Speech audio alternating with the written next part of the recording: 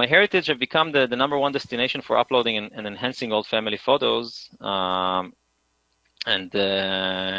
I guess you've heard of features like MyHeritage in Color and the Photo Enhancer and Photo Repair that repairs scratches in your photos, and Deep Nostalgia that was a big hit that allowed you to animate your photos, and also Deep Story that allows you to tell the story of your ancestors, to allow them to tell their story with a talking portrait.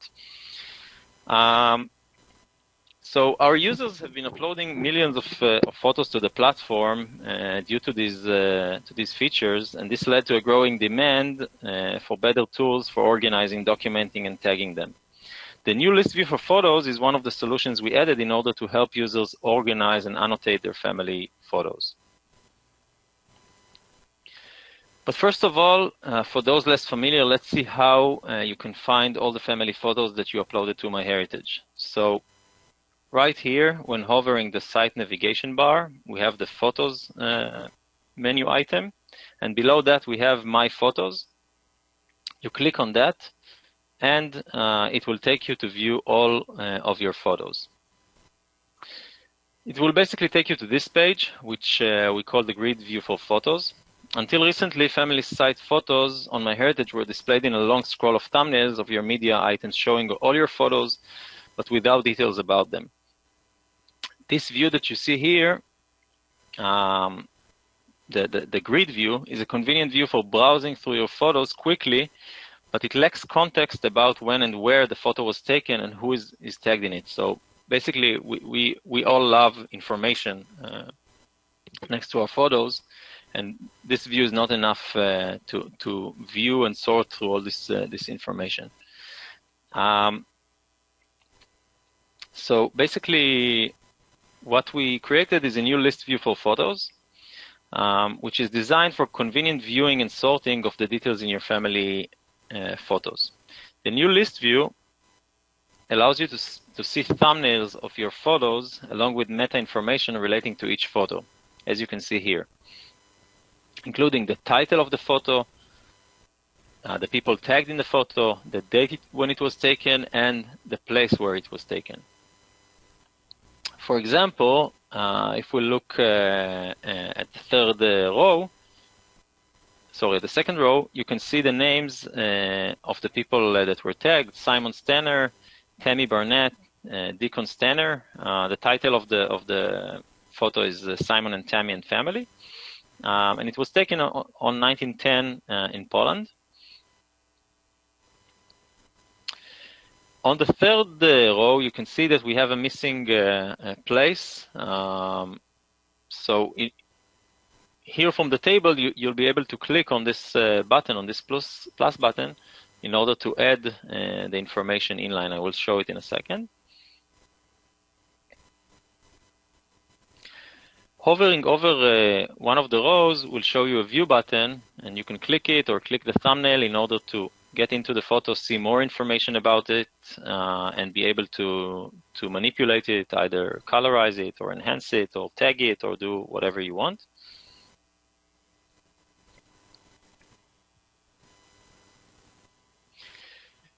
So let's see how you can add missing information. Here you can see an example of a line in the table with no details. Let's use it to understand how you can enter information for every photo directly from the list view. Clicking the plus sign, these little plus signs, I hope you can see them, allows you to add the information inline. Basically, the information you can add is the photo's title, the date it was taken, and the place it was taken. So this is how you can add the photo title. You basically enter whatever title that you want, and you click the Save button.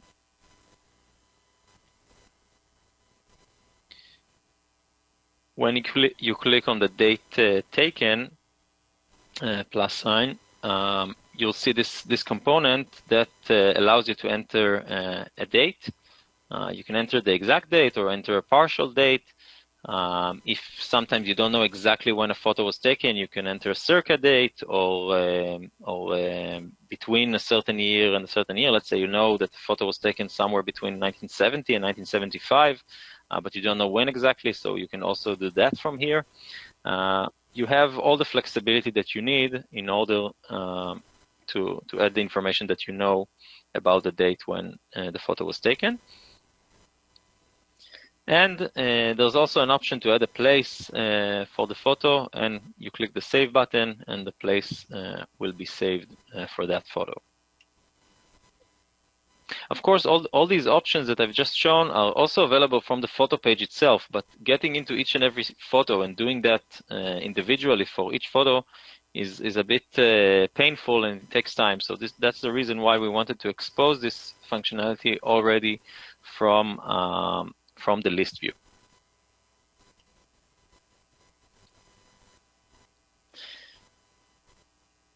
Tagging people in the photo is not done directly from the list view. Clicking tag people in the list view, the plus sign below the people tagged column, will open the photo in a new tab in your browser and will enter tagging mode, in which you can tag the people in the photo. So it will open in this mode, and you can enter the person's name and click enter.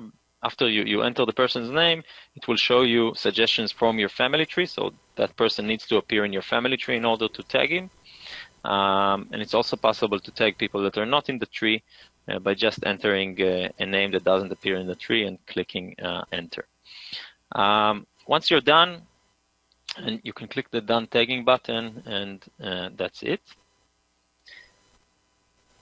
You can multi-select photos that you wish to download, delete, or move to an album by selecting them using the checkbox to the right of the thumbnail. You see the small checkbox here. After you selected a few of them, you can either, from these controls here, you can either delete them, download them, or move them to a dedicated album. So if you like to arrange your photos, to organize your photos in albums, then this is probably the most convenient way to add them to an album.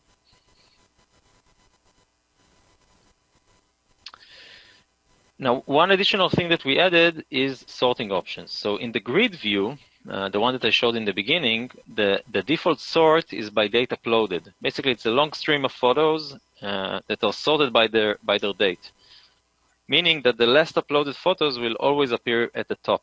In the new list view, we've listened to our users and added new sorting options. As you can see, the current sort is by date uploaded. When clicking here on date uploaded, you'll see a small drop-down menu that allows you to sort by different fields like date taken, photo title, or place where the photo was taken. You can also change the sort order by clicking the arrow, this one, if you want it to be ordered ascending and not descending. So you have all the flexibility that you need for sorting your list of photos. In the grid view, photos are always displayed with the photos added most recently at the top of the page, as I said. And there are no sorting or filtering options available in that view. So while normally this is enough, if you have many photos, finding photos of interest is much easier using by applying different filters. Therefore, we added to the list view the following filtering options. You can filter either by a year range, by place where the photo was taken, and by people that are tagged in the photo. And we give you some nice flexibility there. So if we look at the year range filtering option, the year range filter is dividing all your photos with a date taken into buckets based on decades. So if you want to look at photos from the time your parents were teenagers, for example, you can filter all photos from the 1940s and 1950s. And then you can focus only on photos from these two decades instead of looking at all of them. You can also set a custom year range here below and decide that, for example, you want to see photos from 1937 until 1952. instead of using these decades.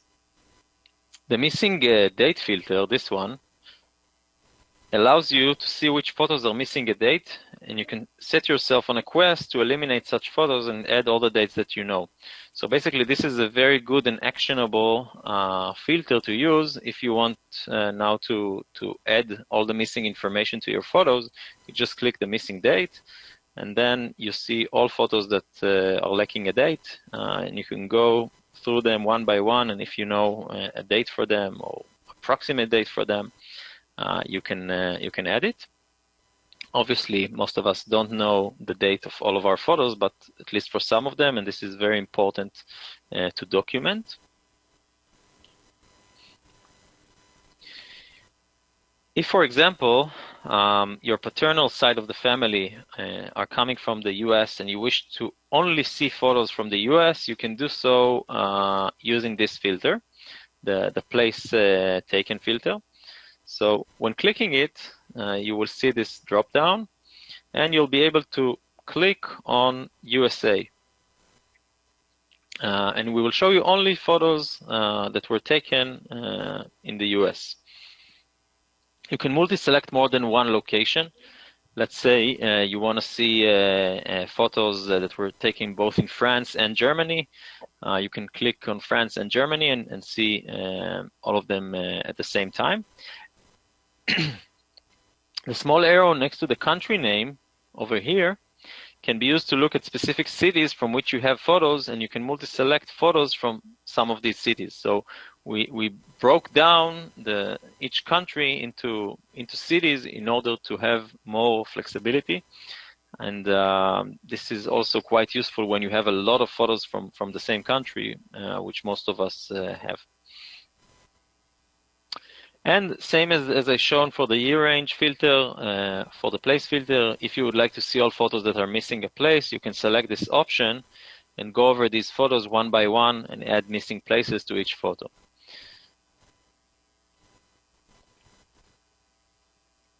The last filter is people tagged. The people tagged filter allows you to view photos of specific people.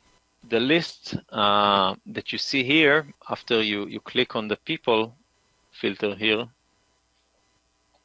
is sorted according to the people with most photos tagged. So in this example, you see that I have 30 photos of myself and 16 for my mother.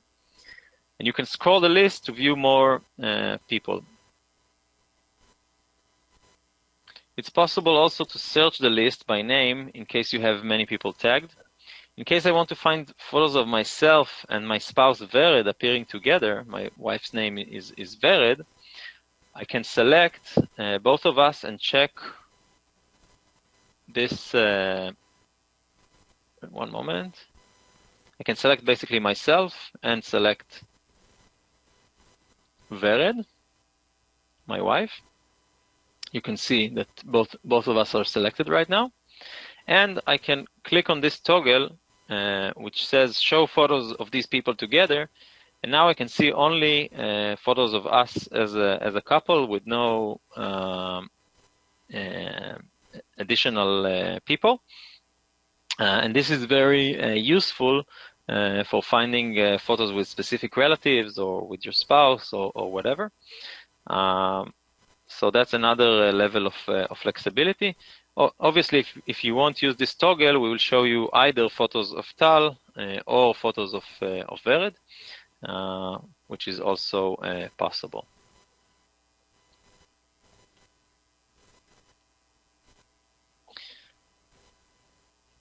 Another option I have in the people filter is to view all untagged photos.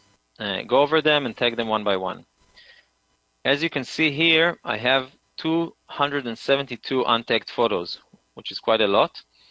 Going over them one by one, identifying the people in them and tagging them is possible, but is pretty time consuming for those of us that are tagging our photos. You know that it takes time.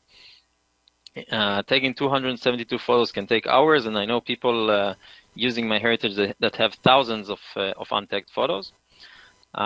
So now what I want to show you is another new feature that will help you tag most of these photos in minutes using an automatic tool that we call the photo tagger.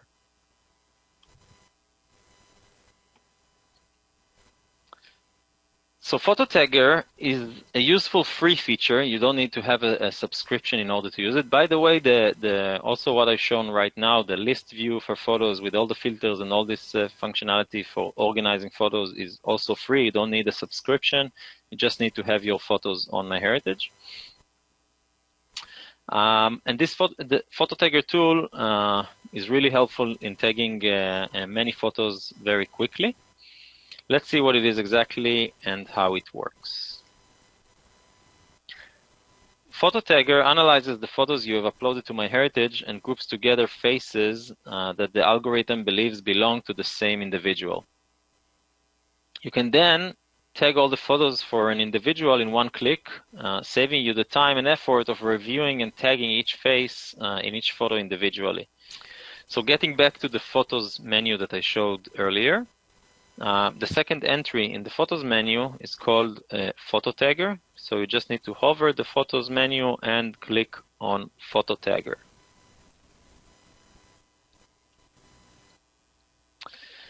The first time you enter the Photo Tagger, it will show this screen that is sort of an introduction.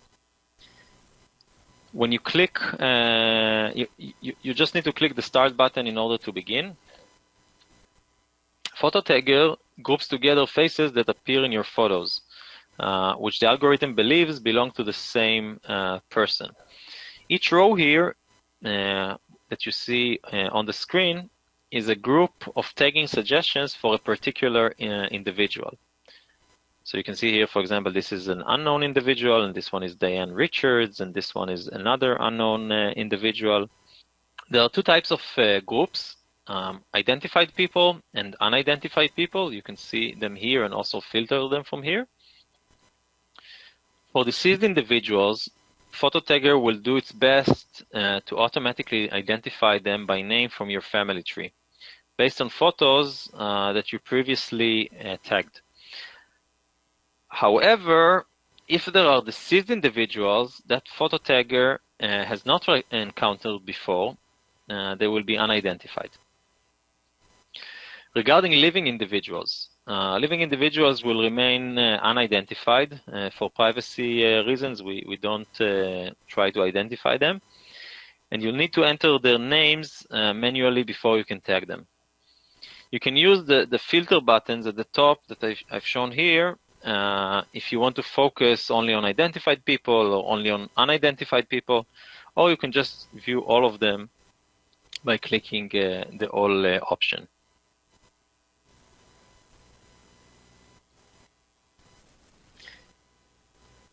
If we'll click on the second row shown here of Diana Richards, we will enter the review group screen that allows to review up to 25 tagging suggestions for Diana Richards. For each photo, you can see here that the person's face will be shown enlarged on the left, while the full photo will be shown on the right next to it, to give you the full context. So this one should be used for you to identify the person, and this one is useful for having the right context, because sometimes it's hard to identify the person only by looking at his face, but when you see it in the full context, it's much easier for you to recognize that it's the right person. Also, like in historical photos, black and white photos, they were taken in very low resolution, so sometimes it's very hard to recognize the person. Below each of these photos, the date when the photo was taken and the place where the photo was taken is also mentioned, and you can see what other people are already tagged in that photo. All of this information is coming to help you in order to verify that you are indeed looking at the right person and are going to tag the right person. And basically, if I haven't said that previously, on this page, your task is to scroll down to review all the photos in the group and uncheck any photo that was misidentified. Face recognition, as you may know, sometimes makes mistakes, so I really suggest that you go over all of these tagging suggestions. If you found that any of them is not correct or not, or you don't want to tag it, you can just click here the small checkbox and uncheck the selection, and then we won't include it.